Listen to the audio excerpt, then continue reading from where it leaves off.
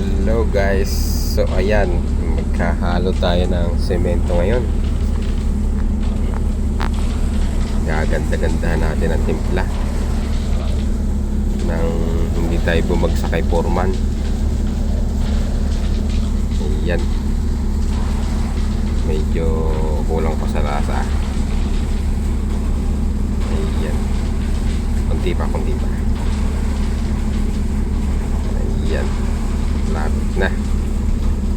malapit ng madali ang timpla.